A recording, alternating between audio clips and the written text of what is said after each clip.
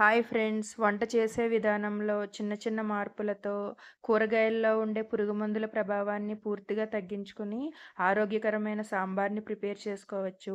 Video skip చేయకుండా చూడండి. ముందుగా ఒక మిక్సింగ్ బౌల్ తీసుకొని 1 కప్పు కందిపప్పుని 2 సార్లు నీళ్లు పోసి బాగా కడగండి. కడిగిన తర్వాత మళ్ళీ ఫ్రెష్‌గా నీళ్లు పోసుకొని మూత పెట్టి గంట నుండి 2 గంటల వరకు నానబెట్టుకోండి. ఇలా నానబెట్టుకోవడం వల్ల త్వరగా అరిగి కందిపప్పులో ఉండే పోషకాలన్నీ మన బాడీకి బాగా అందుతాయి.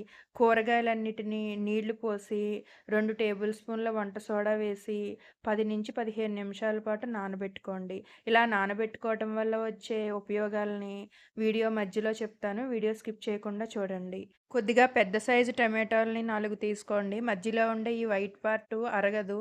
అందువల్ల దీన్ని తీసేసి చిన్న చిన్న ముక్కలుగా తరిగి పెట్టుకోండి. కందిపప్పు బాగా నానిన తర్వాత నీళ్ళని తీసేసి కందిపప్పును మాత్రమే కుక్కర్‌లో వేసుకొని, సుమారు ఒక 3 గ్లాసుల నీళ్లు పోసుకొని, 7 విజిల్స్ వచ్చే వరకు మీడియం ఫ్లేమ్‌లో ఉడికించుకోవాలి. కుక్కర్ అవైలబుల్‌గా లేకపోతే మట్టి కుండలోనే ఉడికించుకోండి. కాకపోతే కొంచెం ఎక్కువ టైం తీసుకుంటుంది. కట్ చేసి పెట్టుకున్న టమాటాలు, 4, 5 పచ్చిమిర్చి తరుగు, పావు టేబుల్ స్పూన్ ఆయిలు. ఇది మామిడికాయ సీజన్ కాబట్టి సగం మామిడికాయ సన్నగా తరిగి పెట్టుకొని వేసుకోండి. మామిడికాయ అవైలబుల్‌గా లేని వాళ్ళు వదిలేయండి. ఇప్పుడు మనం బేకింగ్ సోడా వేసి వాటర్‌లో నానబెట్టుకున్న కూరగాయలన్నిటిని వాటర్ తీసేసి మళ్ళీ ఫ్రెష్‌గా వాటర్ పోసుకొని బాగా కడగండి. బేకింగ్ సోడా వాటర్‌లో కూరగాయలని ఇలా 10-15 నిమిషాలు నానబెట్టుకోవడం వల్ల పంట పండించేటప్పుడు ఏవైనా పురుగు మందులు వాడి ఉంటే వాటి ప్రభావం పూర్తిగా తగ్గిపోవచ్చని ఒక ఆర్టికల్‌లో చదివాను. అందుకని నేను ఎప్పుడు వంట చేసినా కూరగాయలని ఇలా బేకింగ్ సోడా వాటర్‌లో నానబెడతాను. ఆకుకూరలనైతే ఒక 5 మినిట్స్ నానబెడితే సరిపోతుంది. కూరగాయలు ఆప్షనల్. మీకు నచ్చిన కూరగాయలను వేసుకోండి. ముల్లంగిని, గుమ్మడికాయని తప్పనిసరిగా వేసుకోండి. వీటి వల్ల చాలా ఉపయోగాలుంటాయి. రుచి కూడా చాలా బావుంటుంది.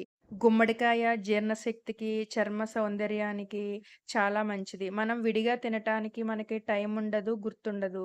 కనీసం ఇలా సాంబార్‌లో వేయటం అలవాటు చేసుకున్నామంటే చాలా మంచిది. సాంబార్‌లో వేసే కూరగాయలని వారం, వారం మార్చి వేసుకోండి. కానీ గుమ్మడికాయని, ముల్లంగిని మాత్రం తప్పనిసరిగా వేసుకోండి. రుచి డిఫరెంట్‌గా అనిపిస్తుంది. ఇప్పుడు స్టవ్ మీద మట్టి పాత్ర పెట్టుకొని, ఒక 3 టేబుల్ స్పూన్ల నువ్వుల నూనె వేసుకొని, ఆవాలు, జీలకర్ర, ఎండుమిర్చి, కరివేపాకు, హాఫ్ టేబుల్ స్పూన్ ఇంగువ వేసి వేయించుకోవాలి. తాలింపు వేగిన తర్వాత మాత్రమే ఇంగువ వేసుకోవాలి. ఇప్పుడు కూరగాయలన్నిటిని వేసి, తగినంత పసుపు, సాల్ట్ వేసి, కూరగాయలని మగ్గించుకోవాలి. సాంబార్ చేసే ముందు కూరగాయలని ఇలా మగ్గించుకోవటం వల్ల సాంబార్ రుచి చాలా బావుంటుంది. మీరు ఎప్పుడూ చేసే విధంగా కాకుండా ఇలా ఒకసారి ట్రై చేయండి. కుక్కర్ ప్రెషర్ తగ్గిన తర్వాత మాత్రమే మూత తీసి తగినంత పసుపు, కల్లుప్పు వేసుకొని పప్పు గుత్తితో మెత్తగా చేసుకోవాలి. మీరు ఫస్ట్ టైమ్ నా ఛానల్ చూస్తున్నట్లయితే సబ్స్క్రైబ్ చేసుకోండి. మరిన్ని హెల్తీ రెసిపీస్ పోస్ట్ చేస్తూ ఉంటాను. ఇప్పుడు మూత తీసి ఒకసారి కూరగాయలన్నిటిని బాగా కలుపుకోండి. ఒక టేబుల్ స్పూన్ ధనియాల పొడి, పావు టేబుల్ స్పూన్ జీలకర్ర పొడి, తాలింపులో ఇంగువ మిక్స్ చేసినట్లయితే ఈ టైంలో ఒక హాఫ్ టేబుల్ స్పూన్ ఇంగువ కూడా వేసుకొని బాగా కలుపుకోండి. ఇలా మట్టి పాత్రలో ఉడికించుకోవటం వల్ల ఆహారం మనకు తొందరగా జీర్ణమవుతుంది. ఆరోగ్యానికి కూడా చాలా ఉపయోగాలున్నాయి. మన అమ్మమ్మలు, నానమ్మలు ఇలా మట్టి పాత్రలోనే చేసుకునేవారు. ఒక టేబుల్ స్పూన్ సాంబార్ పొడి, తగినంత కారం వేసుకోండి. ఒక టేబుల్ స్పూన్ బెల్లం కూడా వేసుకోండి. ఈ బెల్లం సాంబార్ రుచినే మార్చేస్తుంది. కారం మీకు ఇష్టం లేకపోతే పచ్చిమిర్చి వేసుకునేటప్పుడే ఎక్కువ వేసుకోండి. ఇప్పుడు మనం మెత్తగా ఎంచి పెట్టుకున్న పప్పును కూడా వేసేసుకొని, తగినన్ని నీళ్లు పోసుకొని బాగా కలపండి. పులుపు, ఉప్పు చూసుకొని ఈ టైంలో పులుపు సరిపోకపోతే మామిడికాయ తురుము వేసుకోండి. మీకు మామిడి తురుము అవైలబుల్‌గా లేకపోతే నీళ్లు పోసే టైంలోనే మీరు చింతపండు పులుసు వేసుకోవాల్సి ఉంటుంది. ఇప్పుడు రుచి కోసం కొత్తిమీర కూడా వేసుకొని బాగా కలుపుకొని మూతని పూర్తిగా పెట్టకుండా కొద్దిగా గ్యాప్ ఉండేలా పెట్టామంటే సాంబారు పొంగకుండా చక్కగా ఉడుకుతుంది. ముక్కలు మెత్తబడే వరకు లో టు మీడియం ఫ్లేమ్‌లో ఉడికించుకోండి. ఏదైనా ఒక ఫోర్క్ గానీ, స్పూన్ గానీ తీసుకొని ముక్క ఉడికిందో లేదో ఇలా గుచ్చి తెలుసుకోవచ్చు.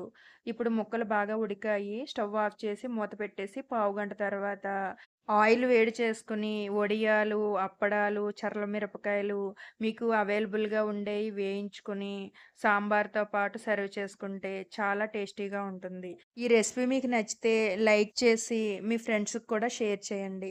రుచి మీకెలా అనిపించిందో ఒకసారి మీరు ట్రై చేసి నాకు కమెంట్ రూపంలో రూపంలో తెలియచేయండి. ఈ సాంబార్‌లో వాడిన ఇంగ్రీడియెంట్స్ అన్నీ డిస్క్రిప్షన్‌లో వివరంగా రాస్తాను. చూసి చేసుకోండి.